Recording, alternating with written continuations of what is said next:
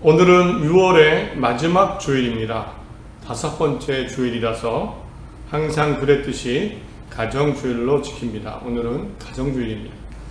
제목이 구원의 가정, 영원한 가정의 희망이라는 제목으로 하박국 3장 8절로 18절 성경입니다.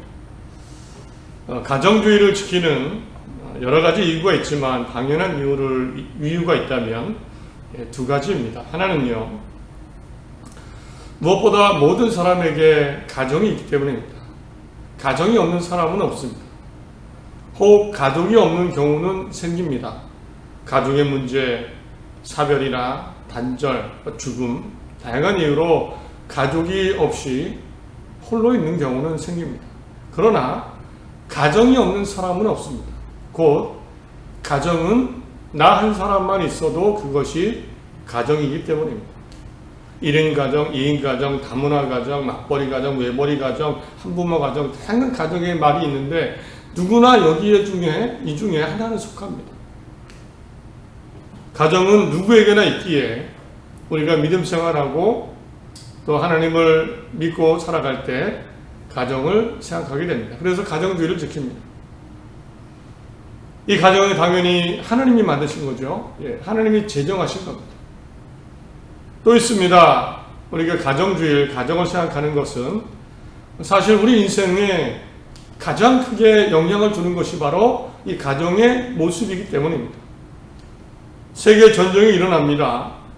나라에 큰 사건이 터지죠. 유명한 사람들의 사건 사고가 신문에 올라옵니다. 놀라기도 합니다. 그러나 크게 영향을 받지 않습니다.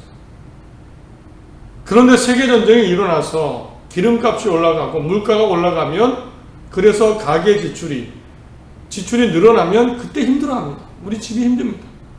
그러면 힘들어합니다. 나라에 큰 사건이 터져도 평소처럼 괜찮은데 우리 집에 뭐 하나 고장이 나도 힘듭니다.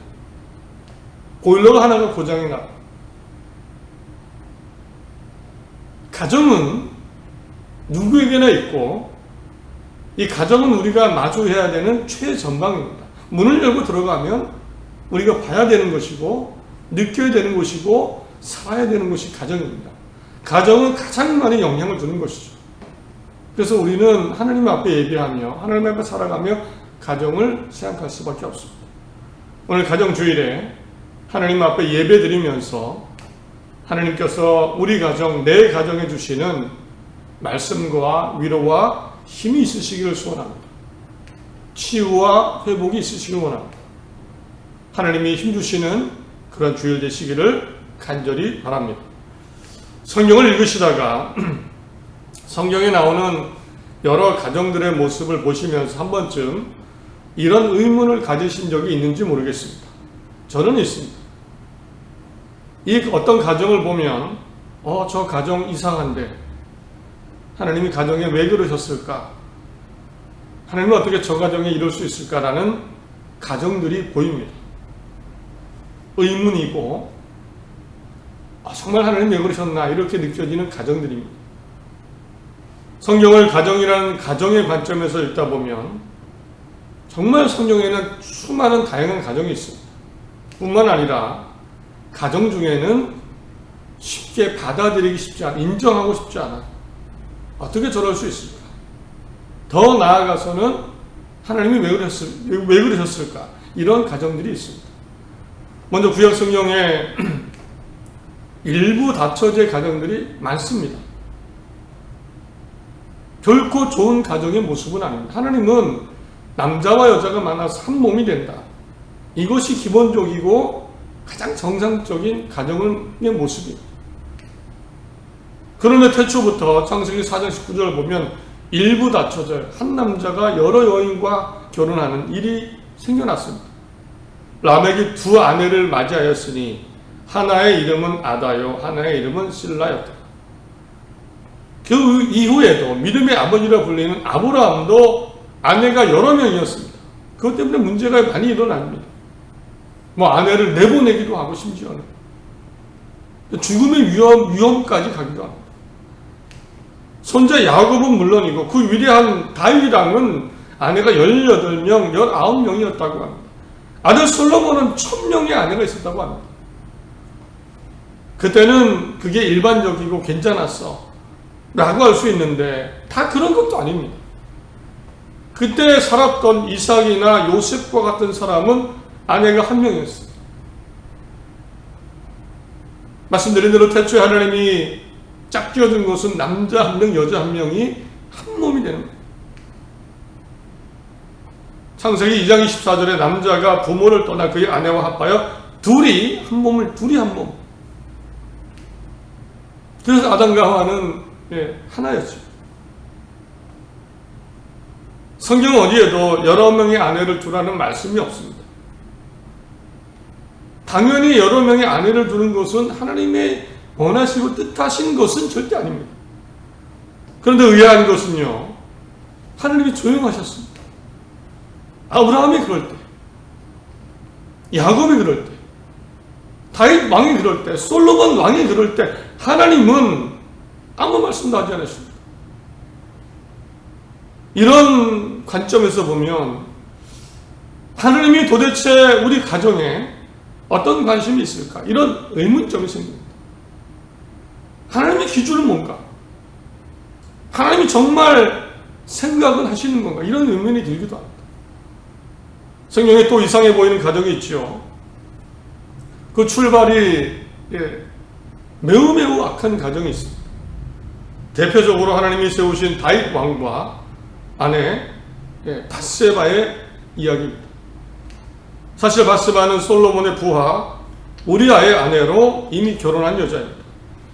그러나 다윗 왕은 부하 우리아가 전쟁터에 나간 사이에 밧세바를 범하게 됩니다. 악을 행합니다. 그리고 임신까지 하게 됩니다. 여기까지 그럴 수 있다 쳐도 다윗은 자신의 죄를 숨기려고 합니다. 그리고 정말 무서운 일을 하게 되죠.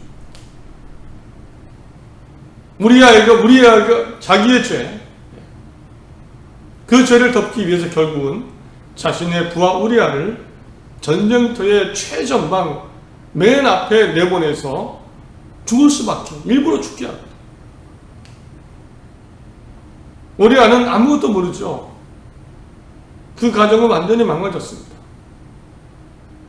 다윗은 그 이후에 죽은 부하의 아내를 8번째 아내로 삼습니다. 출발이 매우 악합니다. 물론 하나님이 벌을 내리시고 다윗 아들이 반란을 일으킵니다. 많은 사람이 죽게 되고 다윗도 자신의 죄를 회개합니다.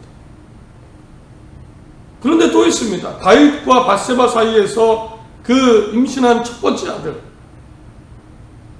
병으로 일주일 만에 죽게 됩니다. 하나님이 그렇게 하신 겁니다.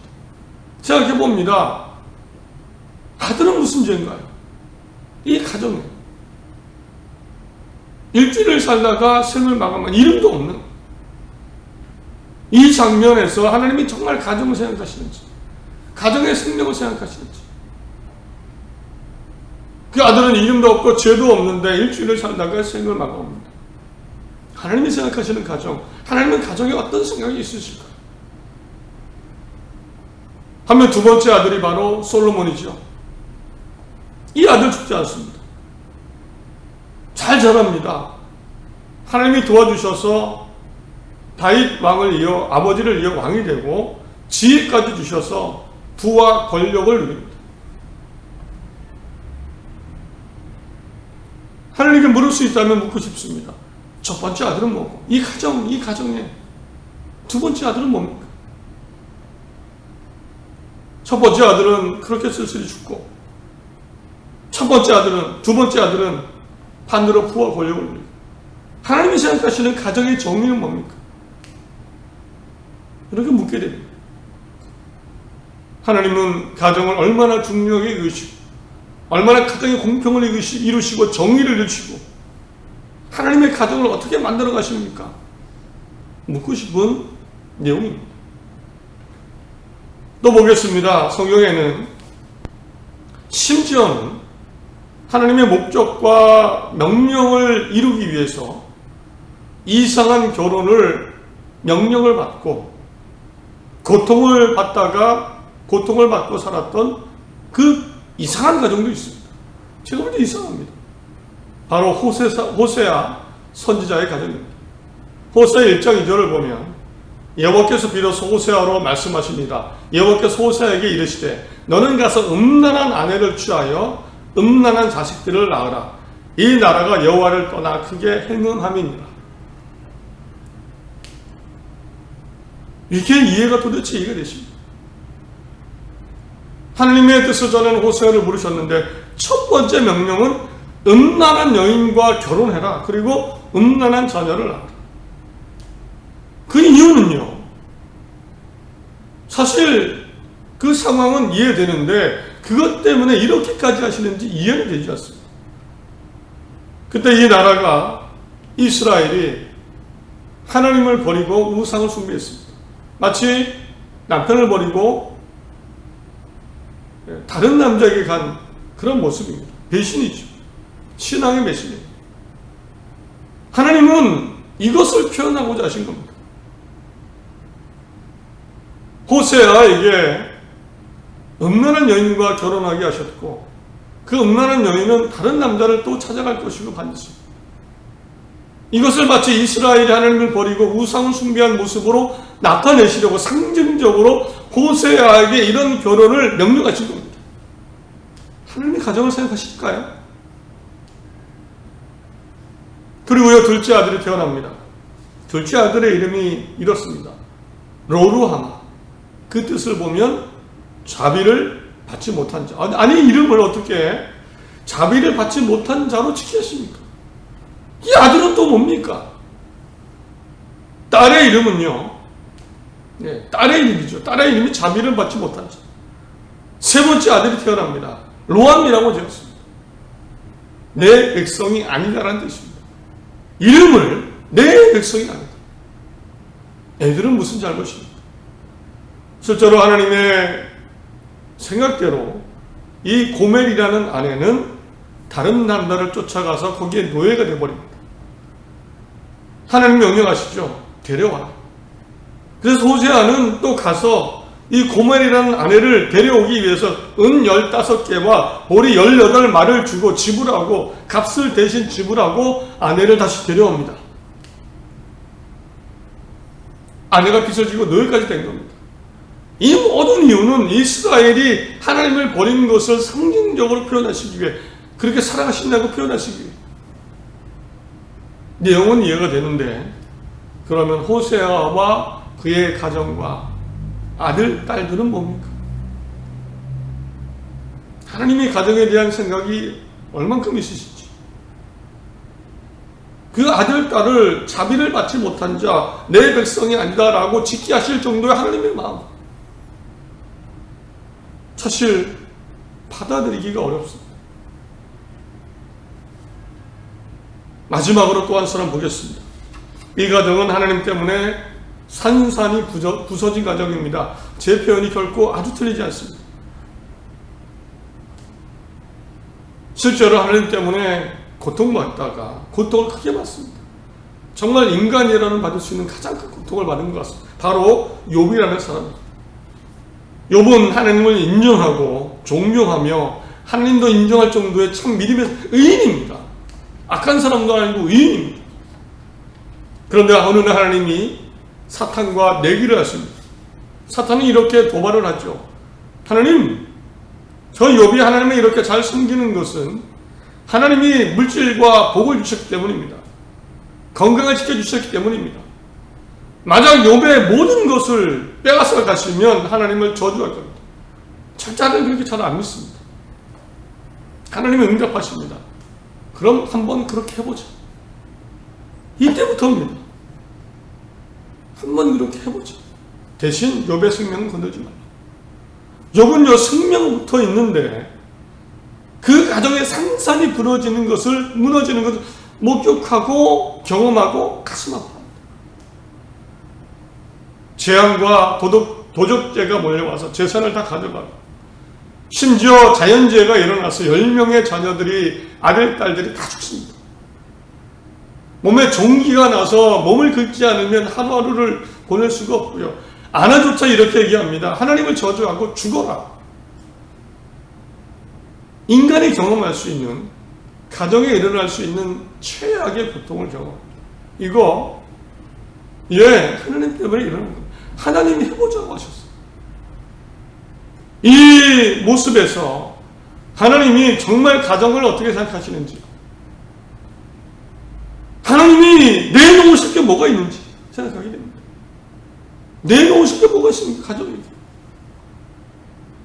보여주실 것, 괜찮아 하실 게 뭘까 생각하게 됩니다. 정리하면 하나님은 건강을 가져가시기도 하고, 가정에 싸움을, 평화를 가져가시기도 하시고, 물질을 가져가시고, 명예와 즐거움과 행복을 잃게도 하십니다. 생명조차 가져가시죠. 우리가 하나님을 향해 기대하는 것과는 다릅니다. 우리는 우리 가정이 건강하고 부가 있고 즐거움과 성공이 있고 행복과 웃음이 있기를 기대합니다. 그래서 기도합니다. 하나님 이거 주십시오. 지켜주십시오. 우리가 하나님께 기대하는 건 그것입니다. 그러나 몇 가정을 살펴봤지만 하나님은 그렇지 않은 경우가 있었습니다. 하나님께서 가정에 이렇게 하셨는데, 사실 우리가 세상 속에 살아갈 때는 더 많은 일들이 일어나죠. 가정이 세상에서 경험해야 하는 수많은 일들, 더 불공평하고 더 불의하고 더 불운합니다. 예수님이 한번 이런 말씀 하셨습니다. 어떤 사람들이 자기들이 다른 사람보다 착하다, 잘 살고 있다 라고 생각하며 큰 문제, 사건 사고를 당한 사람들의 이야기를 꺼냅니다. 그러자 예수님이 이런 말씀하셨습니다. 누가복음 13장입니다. 실로암에서 망대가 무너져 치워 죽은 18명 사람이 예루살렘에 거한 다른 모든 사람보다 더 죄가 있는 줄 아느냐? 이 말뜻의 의미 중에 하나는 억울하게 죽었다는 겁니다. 죄가 있어서 죽은 게 아니고요, 억울할 수 있다는 겁니다. 세상에서 일어나는 일이라는 겁니다. 불공평하죠. 정의롭지 않습니다. 이 가정은 무슨 잘못이고 왜 이렇게 피해를 봐야 됩니까? 한 번쯤 이런 생각 해보지 않으셨습니까? 내가 뭘 그렇게 잘못했다. 우리 대부분은요,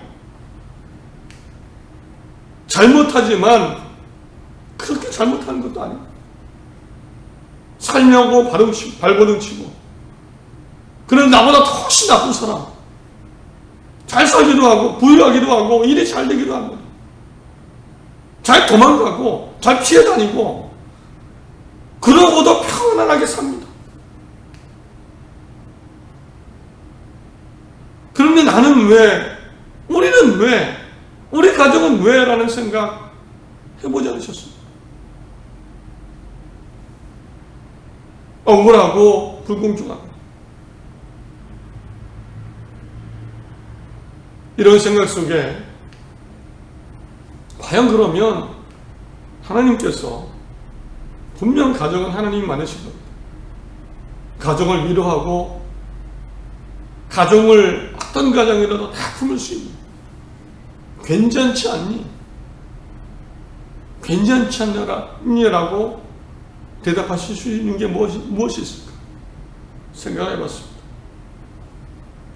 성경에는 바로 이 물음 때문에 고민할 사람이 있습니다. 오늘 본문에 나오죠. 하박국이라는 사람. 하박국은 의인이 왜 이런지, 왜 하나님을 믿는 나라가 왜 이런지, 결국에는 우리 가정이 왜 이런지 이렇게 묻는 것과 똑같습니다.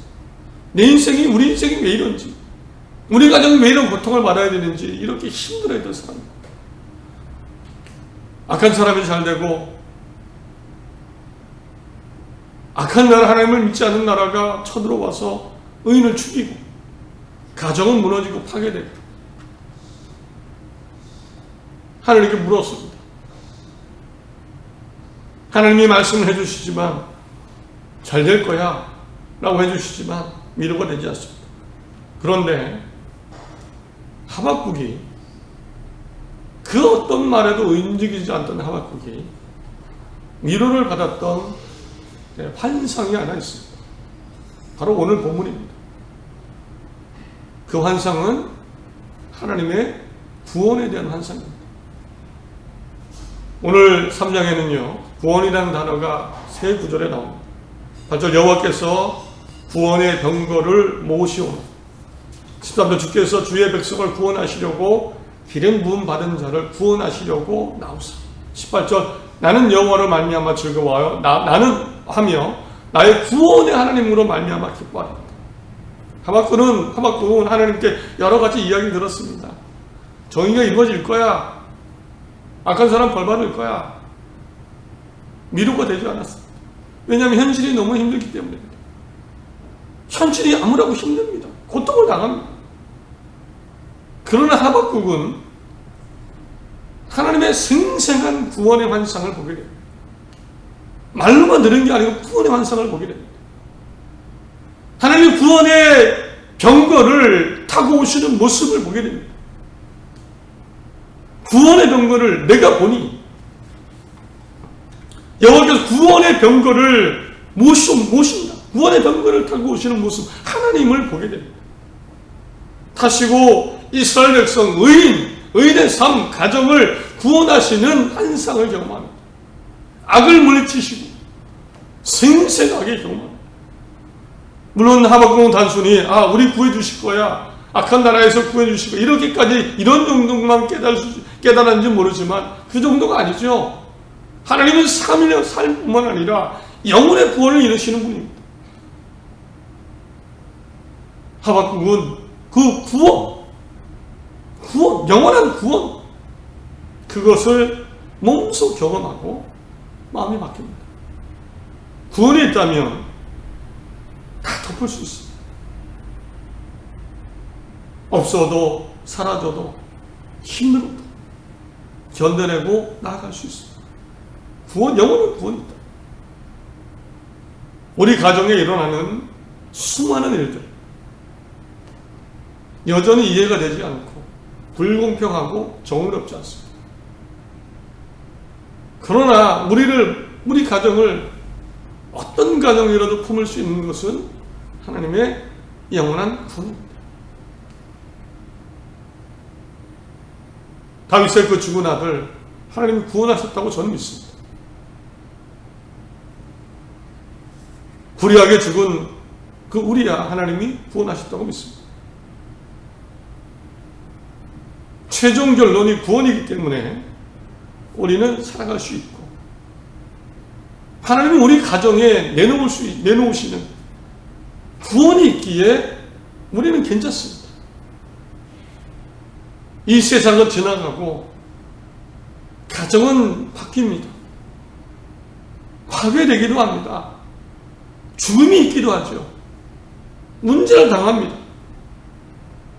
이것이 세상입니다. 그러나 하나님은 구원을 위해서 행하시는 분입니다. 구원을 위해서. 앞에 말씀드린 가정들, 그 핵심에는 바로 구원이 있었습니다. 구원이 있었습니다. 구원을 위해서 하나님은 모든 것을 덮으셨습니다. 하박국은 마지막에 이렇게 합니다. 우리 가정, 하나님 구원을 이루시는 하나님 구원을 생각하면 이렇게 고백합니다. 힘을 얻습니다. 비록 무화과 나무가 무성치 못하며 포도나무에 열매가 없으며 감람나무에 소출이 없으며 밭에 먹을 것이 없으며 우리의 양이 없으며 외양간에 소가 없을지라도 이것저것 없어도 내가 원하는 게 없어도 나는 여호와로 말미암아 즐거워하며 나의 구원의 하나님으로 말미암아 기뻐하리라. 하나님과 구원, 다시 힘을 냈습니다. 다시 힘을 냈습니다. 우리 가정의 구원 반드시 이루시기 바랍니다. 하나님 안에 살아갈 때, 그 십자가 은혜 속에 살아갈 때, 십자가를 믿으며 살아갈 때 구원이 있을 것입니다. 이것은 양보하거나 빼앗겨서는 안 됩니다. 어떤 결정을 하고 선택을 하고 살아갈 때에 이 구원을 기억하며 힘내어 살아가시기 바랍니다. 힘내어 살아가시기 바랍니다. 한 주를 구원의 가정을 이루어가는, 정말 그 안에 힘을 누리는, 하나님의 진정한 위로 속에 당당히 살아가는 모든 삶 가정 되시기를 간절히 바랍니다. 하나님이 우리 가정의 구원을 이루십니다. 기도하겠습니다.